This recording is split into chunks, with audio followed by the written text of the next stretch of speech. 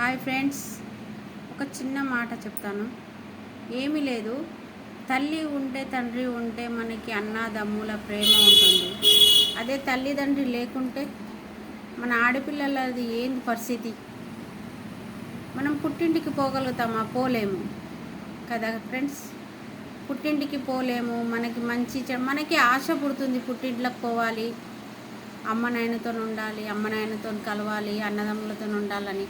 అదే అన్న తమ్ముడు మనని పిలుస్తాడా? పండగలకి